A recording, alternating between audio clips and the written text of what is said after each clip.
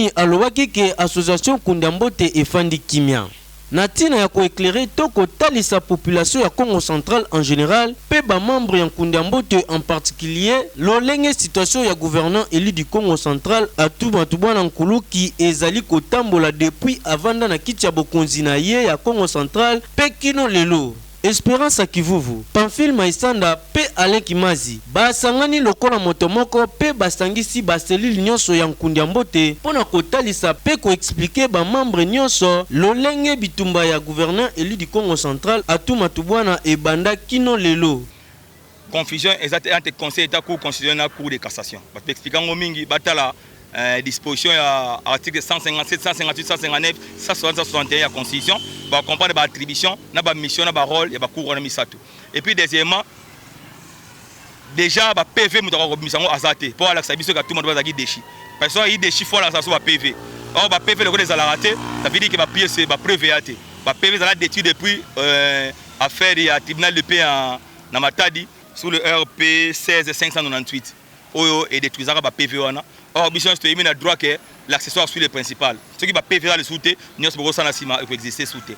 Alors, les autres, on a conseil d'État. Conseil d'État, c'est qui va réhabiliter tout le monde par le biais du ministère de l'Intérieur. Tout le monde va faire cette opposition par ex-gouverneur intérimaire du Congo central à la personne de Justin Luemba. Et c'est logique, en a qualité, parce qu'il a parti à l'instance T, où on a procédé, il a pu représenter T. Mais maintenant, tu se poses question à son intérêt. Alors tout ça est démontré réellement que gouffre au Congo central et ça évidemment parce que Moutouano créant s'appelle Justin Luemba, ex-gouverneur de la province du Congo central. Pourquoi on le bien parce qu'il a parti opposé mais à ça effort lelo a comme parti opposé. C'est-à-dire ayako sambana tout matubona mukoloki. Babosana ki pete kolendisa ba membre nyonso ba kitisa mitema na bango poete gouverneur Atubwana kiti na ye ezaka kaye po aza le seul gouverneur élu du Congo central. Espérance Kivuvu azangisa kite kotalisa ba membre nyonso ya Kundambote et saleli ya gouverneur Atubwana o ezosala ete babundisaka etango nyonso.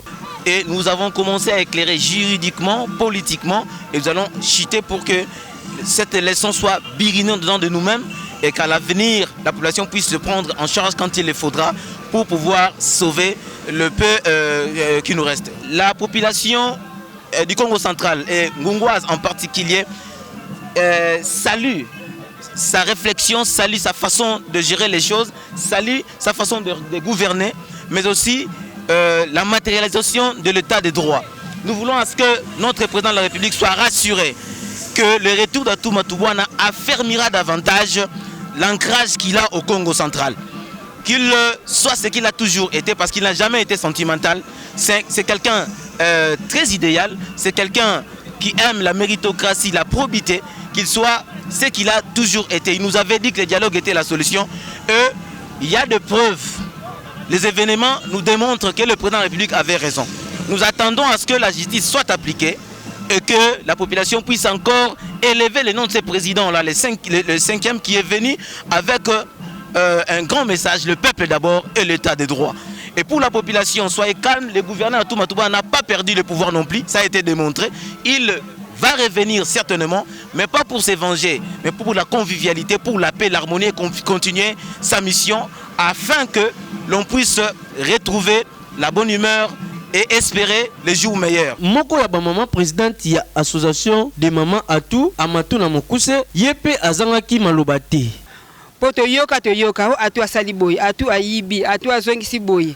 Mais c'est nos explication autosi awa le plan to komi convaincu que continue biso azana eloko moko oyo ekoko kanga ete na pouvoir na ye. To sengi liboso et pas président de la République, papa Fachi Beton, biso ba na yo, ba maman na yo.